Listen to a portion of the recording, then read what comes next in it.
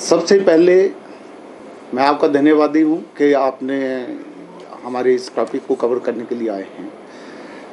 इस पीसी के माध्यम से मैं ये कहना चाहता हूँ कि आईजीएमसी शिमला एक हमारे प्रदेश का प्रीमियर इंस्टीट्यूट है और प्रेस के माध्यम से मैं ये बताना चाहता हूँ कि हमारे इंस्टीट्यूट ने लेप्रोस्कोपी सर्जरी पीजीआई चंडीगढ़ से पहले शुरू की है।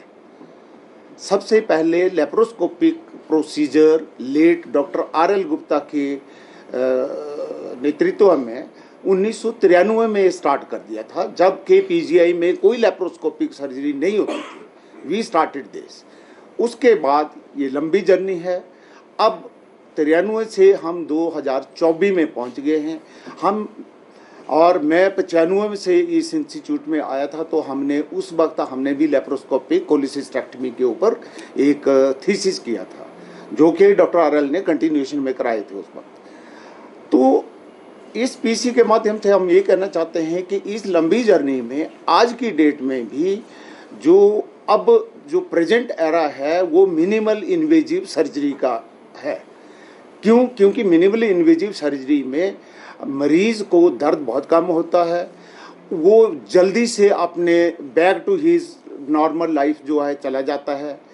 तो इसलिए ये मेडिकल साइंस में मिनिमल इन्वेजिव सर्जरी पे पूरा ये एक वो है, इस पे स्ट्रेस है। हम सारे बढ़ रहे हैं कि हम लेप्रो से है, और उसमें नई चीज़ आज की डेट में जैसे है वो एक रोबोटिक सर्जरी भी उसी का एक फर्दर एक्सटेंशन है। लेकिन जब ये स्टार्ट किया था तो कुछ अरसे के लिए हमारा जो लेप्रोस्कोपिक सर्जरी था वो 1-2 प्रोसीजर पे ही लिमिटेड रह गया था, जो कि mainly majority of the cases में ये कोलिसिस्टेक्टमी जैसे सभी को विदित है उसी के लिए था। लेकिन with the passage of time हमने इसमें नए प्रोसीजर ऐड करे हैं, और आज की पीसी में हम यही कहना चाहते हैं कि हम एडवांस कम्प्लेक्स प्रोसीजर भी करने चाह रहे हैं, ऐड कर दिया है। हमारे विभाग में 2 नए super specialist part of general surgery जो हैं, doctor Vipin Kumar GI surgeon हैं, he is MCh in GI surgery, और हम कम्प्लेक्स ऑन्कोलॉजी प्रोसीजर कर रहे हैं। डॉक्टर रशपाल हैं, he is onco surgeon, he is with professor Puneet Mahajan. So we are doing complex surgeries which require very highly technical expertise where it is required, और जो at par with any premier institute वो हम कर रहे हैं।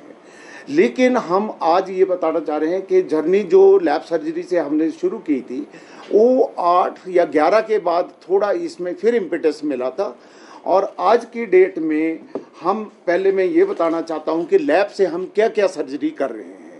तो lab से cholecystectomy बहुत पहले शुरू की थी, लेकिन हम वो उस वक्त बहुत सिंपल से केस करते थे, सिंपल गॉल ब्लैडर। थोड़ी भी डिफ़िकल्टी आई तो हम उसको कन्वर्ट कर देते थे।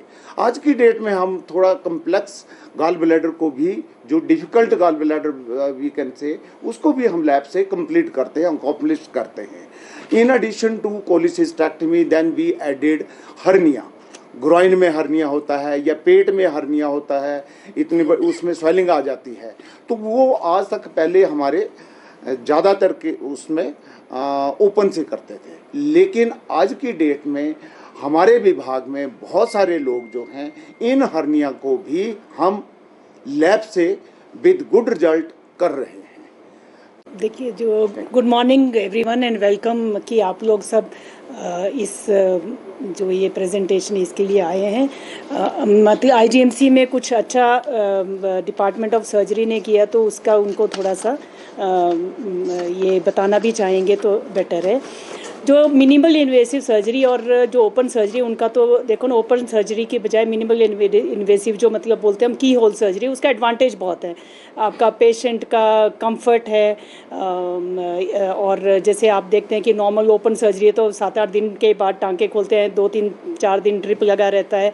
तो जबकि मिनिमल इन्वेसिव सर्जरी में next day patient up and out होता है। So comfort to the patient also, complication rate भी कम है, और आपका दी स्कार भी बहुत छोटा है।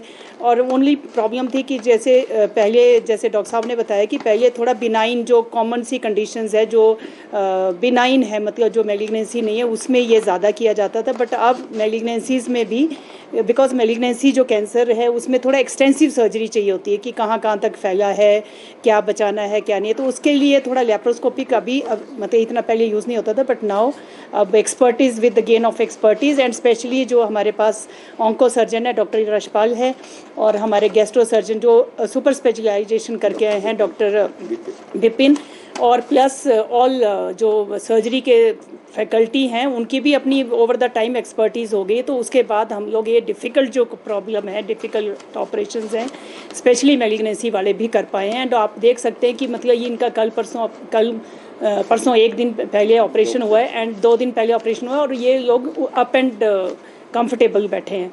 सो एडवांटेज टू पेशेंट बहुत है, टाइम कम लगता है, पेन कम होती है, पोस्ट ऑपरेटिव कंफर्ट ईजियर होता है, और बाकी डिस्चार्ज भी मतलब ड्यूरेशन हॉस्पिटल स्टे भी बहुत कम होता है। तो ये बहुत एडवांटेज है टू द पेशेंट, और कॉम्प्लिकेशन रेट भी डेफिनेटली कम होता है ओपन से कंपेरेटिव।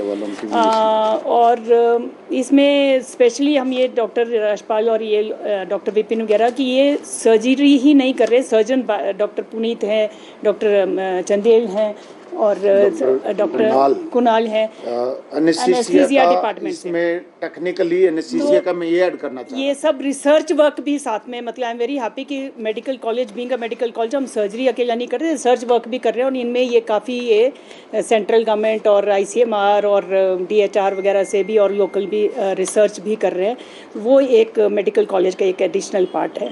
और एनेस्थीसिया डेफिनेटली जो मैलिग्नेंसी या लैप्रो सर्जरी करने उसके लिए anaesthetist expert anaesthesia is required ज़्यादा है ना। तो उसमें डॉक्टर कोनाल है हमारे जो DM एनेस्थीसिया में DM न्यूरो एनेस्थीसिया है, और इनका एक्सपर्टीज़ बहुत ज़रूरी था फॉर लॉन्ग टर्म सर्जरी, क्योंकि जैसे डिफ़िकल्ट सर्जरी तो इनका बहुत ज़रूरी होता है।